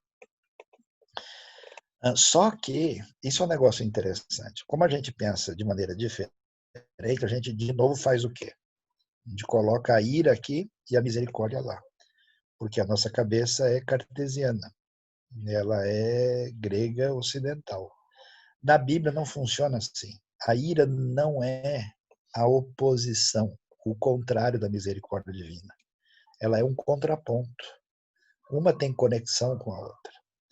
De maneira que, veja Abacuque 3:2, o que ele pede? Senhor, na tua ira, lembra-te da tua misericórdia. Na Bíblia, você sente esses elementos juntos. O que foi o dilúvio? A expressão da ira divina sobre a humanidade e da misericórdia salvando Noé e sua família. Então, eles andam juntos no texto bíblico. Aliás, é interessante como a ira divina, que se fosse liberada plenamente, trairia destruição total e juízo completo, ela é apresentada aos poucos para que o mal não se propague sobre a terra. E quando Deus faz isso, ele transforma aquele resfolgar das suas narinas, aquele repúdio, a toda maldade, que nós, como imagem de Deus, também temos, quando vemos coisas horríveis, a gente tem um repúdio muito forte daquilo. E essa reação divina se torna manifestação da sua misericórdia, porque dá oportunidade para os seres humanos caírem em si e voltarem atrás. Então, 40 dias e Nínive será destruída. A ira de Deus foi anunciada. E ela então, como a ira ela é apresentada parcialmente, até que o juízo pleno de Deus se manifeste quando os homens não puderem mais se sujeitar à sua misericórdia, aí a gente tem essa oportunidade de repensar, de reavaliar. E eu acho que essa ira se dirige tanto a crentes como a descrentes. A igreja precisa acordar para várias coisas. Muita coisa estranha no nosso mundo dito cristão, de distanciamento dessa relação saudável com Deus. Então, nesse sentido, a gente tem essa relação mais aprofundada da conexão entre as duas partes. Eu acho que ela está presente aí na história do coronavírus. Eu passei um artigo para vocês no começo aí, a teologia, né, da pandemia, e depois vocês deem uma olhada lá e aproveitem o que for útil, né? E o que não tiver bom pode jogar fora. Ok. Tiago Gil. Quer fazer uma pergunta, Tiago? Sim, eu gostaria de fazer pode falar, querido. Uma breve pergunta. Se tratando de provação e tentação, né, como o assunto referido aí anteriormente na pergunta, para introduzir minha pergunta, eu gostaria de dar uma ilustração. A exemplo de uma pessoa que está fazendo a prova, sendo então uma aprovação, e ela está sujeita a uma cola, a uma pesca, né, que seria o oportunismo ao pecado, né? Um exemplo de uma provação e, ao mesmo tempo, oportunismo ao pecado, que seria uma espécie de tentação. É certo dizer que em todas as provações também há tentações. Essa correlação de provação e tentação pode ser generalizada? Só isso mesmo. Excelente pergunta. Eu acho que elas moram muito perto uma da outra, né? Porque veja só que Deus liberta o povo do Egito na escravidão para mandá-los para o deserto, né? A libertação acontece nessa direção. E no deserto, eles terão, nessa provação, o desafio de enfrentar a tentação de romper com Deus. E, de fato, essa realidade em como uma coisa pode se transformar na outra está muito próximo. Talvez seja a razão por que o grego usa a mesma palavra e não procure fazer distinção. Porque esse obstáculo, na nossa vista, não está tão claro qual é o elemento que está envolvido nele aqui. Então, eu acredito que é possível transformar a provação em tentação, pela maneira como a gente lida com aquela dificuldade. Uma coisa, às vezes, pequena, pode se tornar um grande pecado, e até mesmo e a tentação vencida se torna, digamos assim, um strike, né, de pontos pós-provação em termos de amadurecimento da pessoa.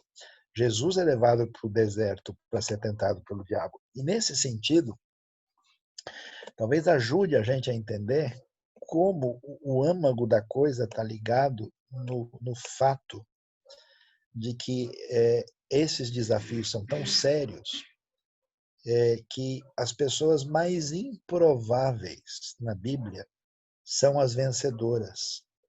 E as pessoas de quem a gente espera o máximo são as que caem.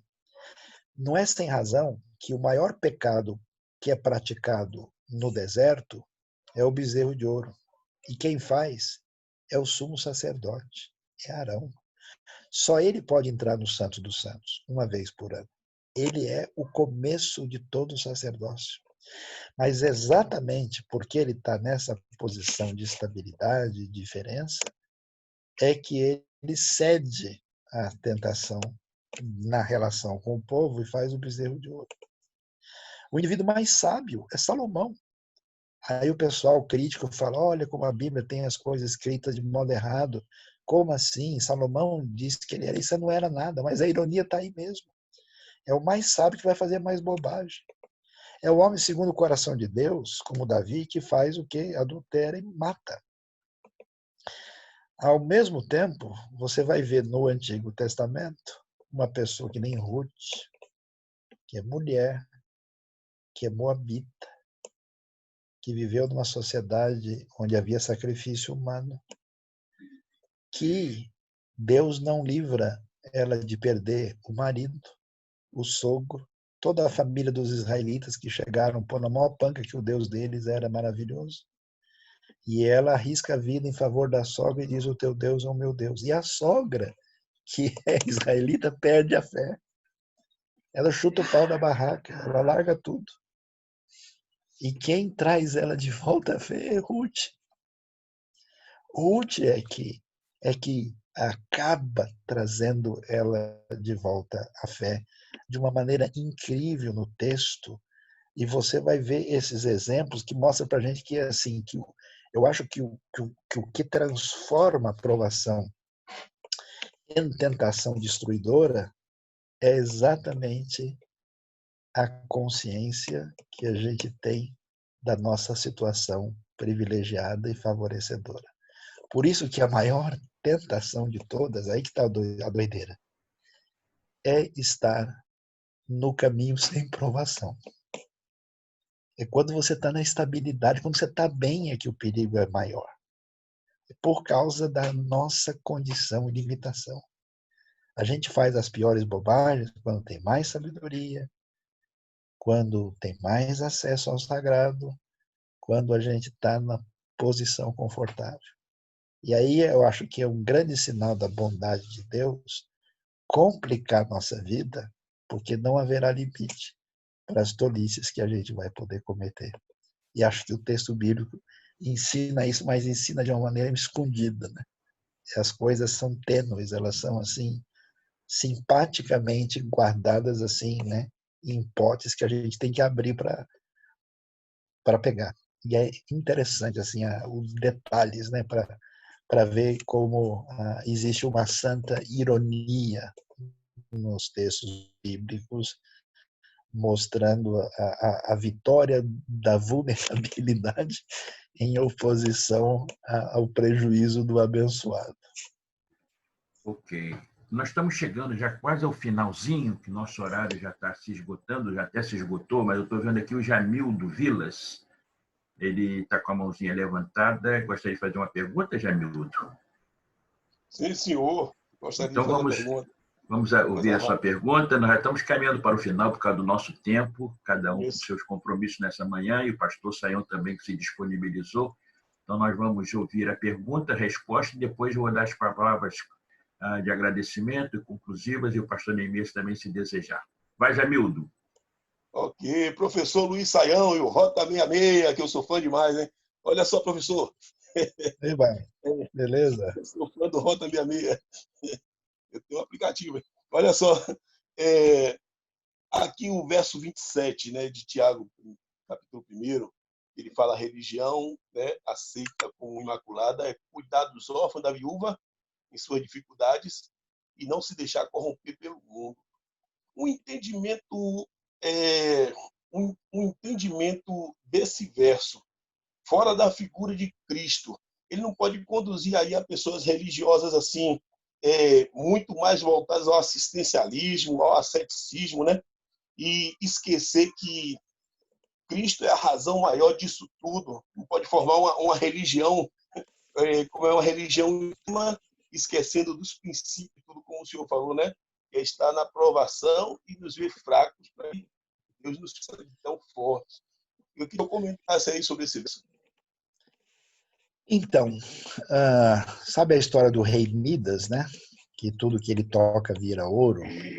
Então, assim, de certa forma, tudo que eu toco vira pecado. Esse é o problema. A gente pode transformar a leitura da Bíblia, a oração, o culto, as coisas mais sagradas, nas coisas mais terríveis. Por isso os profetas ficam indignados. Você vê Deus mandando fechar o templo, acabar com tudo, né? Isaías chama o pessoal lá, ele fez um curso de etiqueta no Educandário de Paris, então chama os caras de povo de Sodoma, povo de Gomorra, né? Sai batendo pesado porque tudo aquilo foi transformado. Então é possível, sim, você lidar com os vulneráveis de uma maneira perversa. Eu acho que acontece muito isso, né? As pessoas podem entender os vulneráveis como massa de manobra, pode usá-los como plataforma de interesse particular, mas isso é diferente de uma postura de real preocupação com as pessoas. Porque você vê como é que Jesus age, né? Jesus, ele é movido diante dos enfermos, dos possessos, dos pobres, de íntima compaixão.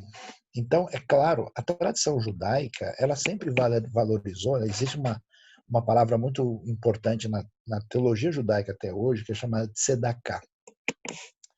Tzedakah quer dizer justiça e caridade ao mesmo tempo. Então, existe uma preocupação com isso, né?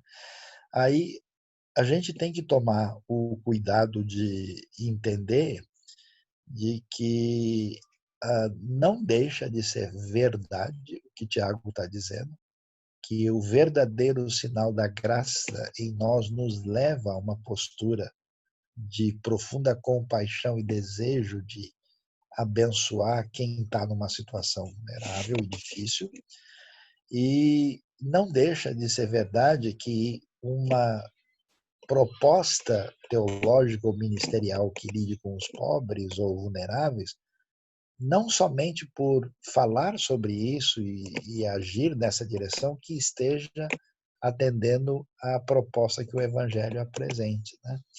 Então, é muito complicado e o problema não está na atitude, né, que a gente vai ter. Porque se quando você tem uma preocupação real com as pessoas que estão em vulnerabilidade, você não está só fazendo um descarrego da consciência, descargo de consciência.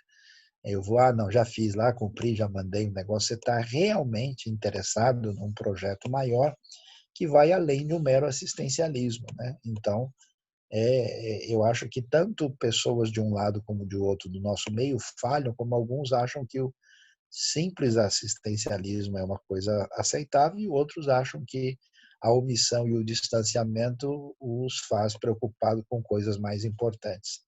Eu entendo que a coisa é completa. E é tão interessante que, veja só, o Cornélio que se converte a Cristo, antes da sua conversão, sinceramente buscando a Deus e sendo atingido pela palavra divina, quando, né, o anjo fala com ele, diz o seguinte para ele: olha, as suas orações e as suas esmolas têm subido diante de Deus. Quer dizer que o Cornélio estava fazendo a coisa um pouco diferente, né, do que os religiosos que Jesus confrontou, que faziam isso com um coração totalmente distinto. Pastor Hudson, o irmão vai encerrar então. Eu só tenho uma pergunta teológica profunda para o pastor Sayão. Obesidade é provação ou tentação, pastor? Não está 20 quilos a menos saudável. E se perguntava, o irmão, está doente? Como é que foi isso aí? Só, logicamente que... Olha, esses são mistérios da fé que a gente precisa orar para ver o que Deus revela, né? É que é o seguinte, a minha esposa, na verdade, que está aqui, né, ouvindo com a gente, que começou o caminho da bem-aventurança aí e descobriu, né, um caminho melhor de perder peso. E aí eu também, como eu estava muito expressivo, né, muito maior do que... Eu me lembrei das palavras de João Batista, né? Convém que ele cresça e eu diminua, né? E aí, colocando a fé em prática, né, e eu sendo praticante da palavra, a gente deu um redimensionamento aí e acabamos perdendo peso. Mas não é tão complicado assim, né? Eu descobri, pelo menos na nossa experiência, que a questão maior é o consumo de carboidratos, né, e açúcar, né? Se você tiver uma dieta rica em proteína, isso quer dizer, para a alegria de muitos, você pode continuar comendo carne, ovo, né, se não tiver nenhum problema médico à vontade, mas você tem que cortar, tirar fora o pão, né, macarrão, arroz, açúcar, essas coisas realmente tem que dar uma segurada. Aí realmente eu acabei perdendo aí mais de 25 quilos, né? Cheguei até 28 perdido. Agora recuperei um ou dois aí, mas ainda continuo aí obediente ao bom comando aí da saúde. Ok, pessoal, nós estamos chegando ao final. Antes da oração, vou pedir o Eduardo de Jesus que vai orar no final, viu, Eduardo? Mas eu quero agradecer a participação de todos, né? E de maneira muito especial a nossa gratidão ao pastor Luiz Sayão. A gente registra aqui a gratidão Obrigado. Da alma, gratidão do coração. Foi uma manhã linda, preciosa, não apenas acrescentando conhecimento à nossa mente, enfim, mas quero dizer que o meu coração está cheio. E eu louvo a Deus pela sua vida, pastor Luiz Sayão. Agradece a Deus pela sua vida e pela maneira linda como irmão tem sido instrumento de Deus. Irmão, não estou bajulando, que irmão não precisa disso, e também não é o meu estilo, mas reconhecendo a maneira como o irmão se coloca diante de Deus com tanto conhecimento mas com tanta piedade ao transmitir. Por isso que a gente recebe a palavra de Deus nesta manhã, nesse estudo tão significativo, tão cheio de informações, detalhes e tudo mais, mas que tocou e encheu o nosso coração e que nos faz pensar e refletir sobre decisões, atitudes que nós precisamos tomar na nossa vida. Então, eu encerro esse momento expressando isso com minhas palavras de gratidão a Deus pela sua vida, pela sua instrumentalidade, e o meu desejo, a minha oração e de todos nós, por certo, é que Deus continue conservando muito a sua vida para continuar sendo instrumento de bênção do Senhor para todos nós. Ouvir você, Saião, ouvir você, que a gente já tem ouvido em muitos outros lugares, todos nós, mas ouvir você acrescenta mais ainda amor e paixão pelo Senhor e pela palavra do Senhor. Então, sou tremendamente agradecido a Deus. Para mim, foi uma manhã assim, rica de conhecimento, de emoção, de reflexão, refletindo sobre decisões que eu preciso tomar na minha vida em relação àquilo que foi dito, aquilo que foi falado. Então, foi uma manhã muito preciosa, muito rica, ok? Então, o pastor Eduardo de Jesus, não sei se Neemias ainda tem alguma palavra, Neemias? Não? Tudo bem?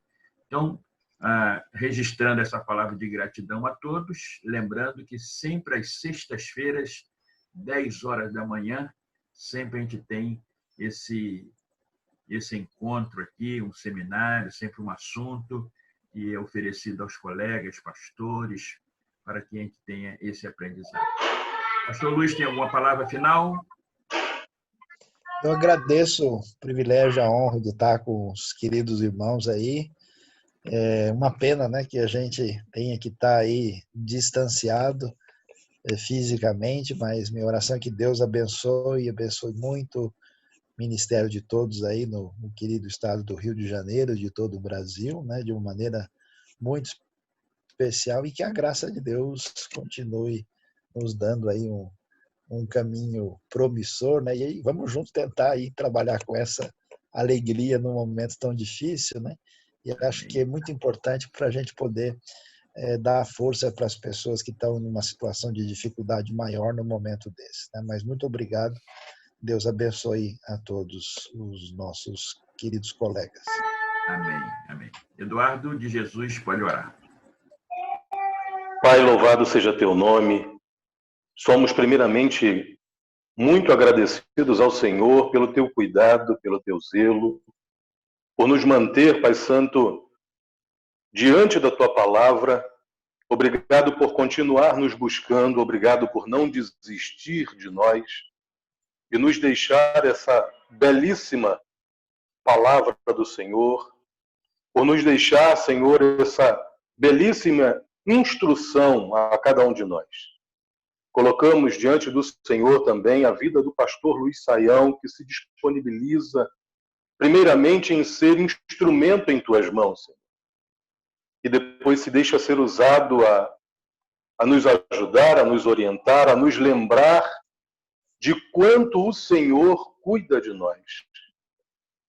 Oh, Pai, obrigado, porque homens e mulheres escolhem o Senhor. E perdoa, Senhor, quando a gente, em meio à nossa fragilidade, escolhe se distanciar do Senhor, como ouvimos hoje. E, Pai, em nome de Jesus, nos ajuda a cada instante a nos aproximarmos daquilo que o Senhor planejou para nós, a nos aproximarmos daquilo que o Senhor quer para nós.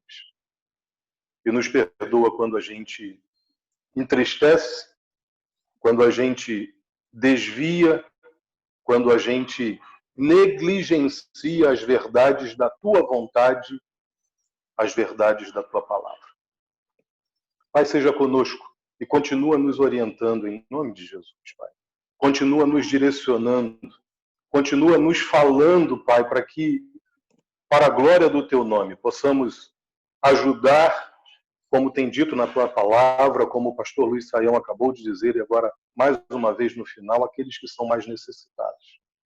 Nos ajuda a entender as verdades que o Senhor tem para nós e usa-nos como ferramentas nas Tuas mãos.